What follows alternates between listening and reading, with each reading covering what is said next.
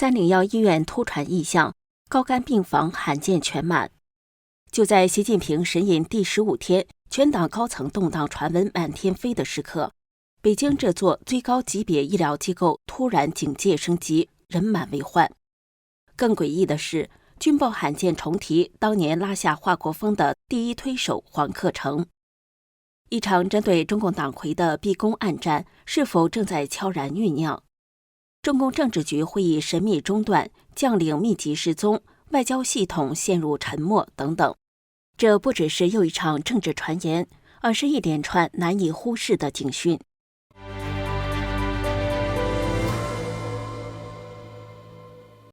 您好，这里是希望世界要闻透视，我是王真。中共4中全会拖延近1年后，至今仍未有确定的会期。而关于习近平失权，多名军中亲信突然非正常去世的传闻甚嚣尘上之际，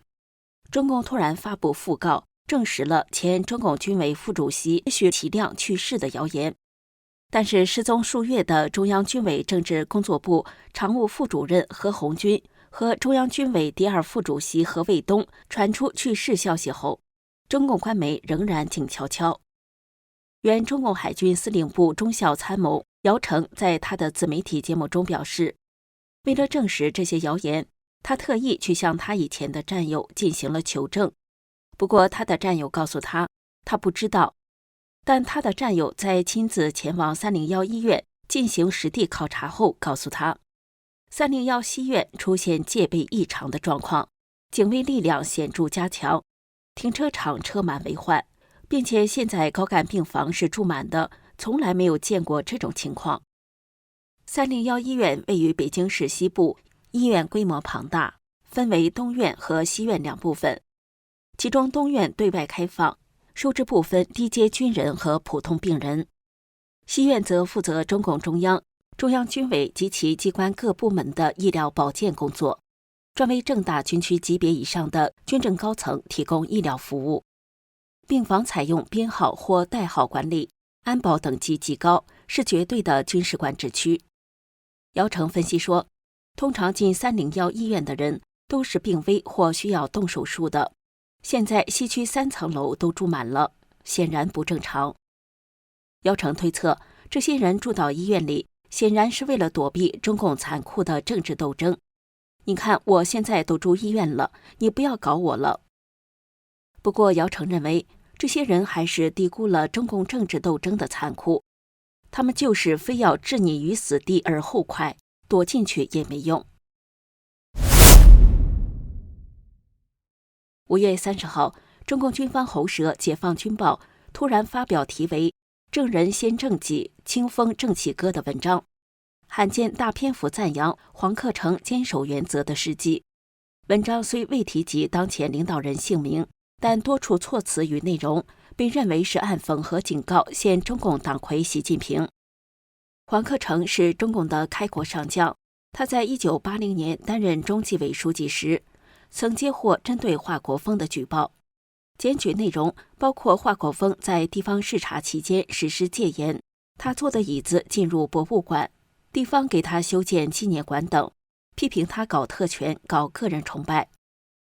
黄克诚没有害怕高层的压力，坚持调查，成为将华国锋拉下马的第一推手。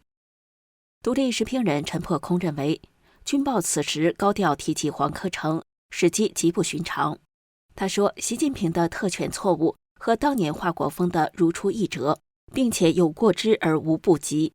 例如，为其父习仲勋修建占地超过4万亩的墓园，用过的马桶陈列在博物馆，出行封路、戒严等，早已屡见不鲜。而且习近平搞的个人崇拜，什么英明领袖、舵手、统帅、纵观古今、引领未来，宣传规模之庞大，语言之夸张，只追当年毛泽东。陈破空指，这篇文章是借黄克诚的事迹，暗讽习近平违反8项规定，助长个人崇拜及政策失误，隐喻类似的高层权力挑战可能再次上演。截至本视频发布，习近平已有15天没有公开出现在中共的官媒上。在习近平失去权力、避软禁的谣言越传越盛的情况下，5月份中共的政治局会议也未见报道，甚至连政治局集体学习这种象征性活动也未见之于报端，这显得非常怪异。中共的组织运作向来以严密著称，尤其中央政治局作为中共最高的决策核心，其会议记录具有强烈的象征性与制度性。自1988年中共12大以来，政治局每月召开例会40余年从未中断，即使外部形势动荡，也会象征性地公开报道一下。资深媒体人、印太战略智库执行长石坂明夫表示，中共打破了过去40多年来的惯例，这一现象极为罕见。时评人文昭认为，这可能预示着中共高层的运作出现了瘫痪，或因权力争夺激烈，没办法如常召开，而这也让习近平失势的可能性迅速上升。石坂明夫表示，结合中共军队高层的异常动态，例如何卫东失踪，尤其是董军缺席香格里拉论坛，改由1名少将代表中方出席，极其反常。这些现象都显示中共军队内部出现了严重的问题，反映出中共内部的权力重组、整肃或危机。而这样的状况在中共历史上通常伴随着重大的政治斗争。习近平最后一次公开露面是5月20号视察河南，之后央媒就没有刊发他的照片和活动，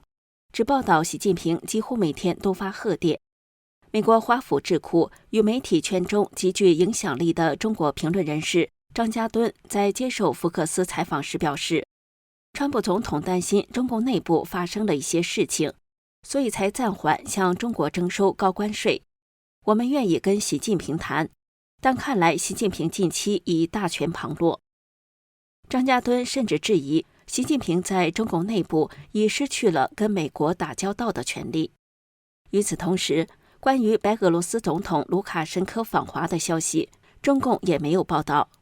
6月3号，中共外交部发言人林健在回应相关问题时，仅表示中方将适时发布有关消息。此前，白俄罗斯媒体报道，卢卡申科将在6月2号至4号访华，并与习近平举行传统友好家庭会议。文昭表示，截至6月中旬，如果习近平还没有公开露面，那么习的权力危机将明显升级。也许6月或将成为中共政局的关键转折点。这里是希望世界要闻透视，感谢您的陪伴与思考，请订阅、分享并打开小铃铛，一起在动荡中坚守真相，在黑暗中点燃希望。